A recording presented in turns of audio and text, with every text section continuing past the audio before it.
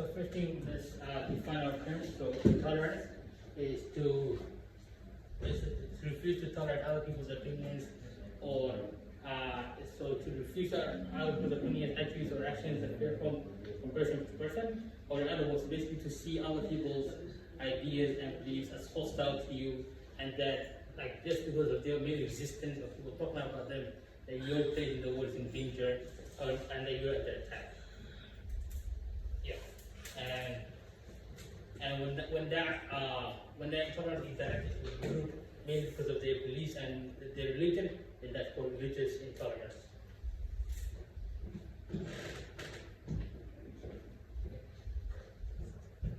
So the main problem that we're discussing today is that there are certain laws that are in the Constitution that are being that are being exploited by religious extremists to justify their actions. So basically, they're using these constitutional laws to justify their inhumane or unethical actions.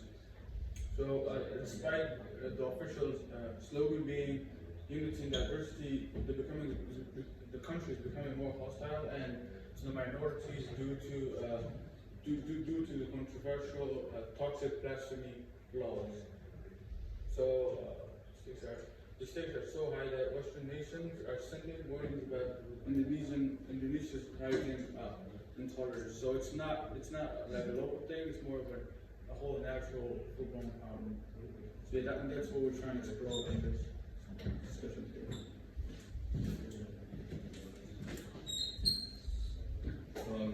So we're going to talk about three public laws that really affects the religious intolerance problem. So the first one is the Blasphemy Law of 1965, which targets those who deliberately in public express feelings of hostility, hatred, and contempt against religions with the purpose of preventing others from adhering to any religion. And then the penalty for violating the law is a maximum of 5 years imprisonment. And the second one is the Religious Harmony Law 2006, which was from during the SB term. The Ministry of Religious Affairs supported official status to 6 religions. And then on the 9th of December, the House of Representatives passed the civil registration bill requiring citizens to identify themselves their own ID cards. And then if you want to, let's say, you want to make a bill, a house of worship, you need to have a collection of signatures. So let's say for this law, so every citizen must have an ID card. And then let's say if you're an atheist or you just don't believe in God, you just leave it blank. But the problem is that you're gonna have problems accessing education services, like finding employment, and then marriages, and etc. etc. And then the last one is sex before marriage ban, or the marriage law, which covers more than just extramarital sex, but it also press and religious freedom at peril. Legislation imposes further limitations of religious freedoms and religious life, which will reinforce and widen the grounds for persecution of minority religious organizations.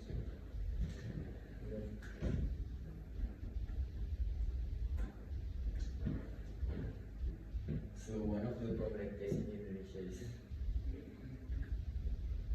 in May 2017, when announcing a government project at Thousand Islands, Jakarta Governor Ahok or Basuki Jaya Purnama delivered a contentious speech in which he invoked a Quran passage. His opponents called the speech blasphemous and denounced him to the police. North Jakarta District Court later convicted him of blasphemy against Islam and sentenced him to 2 years in jail. Other than this case, there are many infrastructure damage like burned house, holy places, and even deaths in many other cases. Okay, so we asked several questions. The full answers are in the report, but we're going to explain a bit regarding the main questions. We asked, these are just some of the questions. We asked can you raise in deep process of tolerance? What do you think of this case? What do you think about the blasphemy laws, and also the helping solutions? So it was a religious leader. The interview thinks that the law does not live to its truth, rather it allows people to use it as a tool to inflict harm. And then the interview remembers watching the news that went on to cover for weeks, when many people who the person believes mostly Muslims had rallied against Ahok, which is not Muslim. And then the interview also said that he felt like it is some sort of like a weapon that brings many problems, and when the problem is handed to a powerful person or a group, it could restrict or rather damage the minorities for freedom of expression and faith. Yeah. So the action plan, there's a lot of writing here, but I'll try to simplify it. First, just revise the law, and then compile a thorough list of the current laws that forbid racial and religious discrimination, and also the laws that violate basic human rights.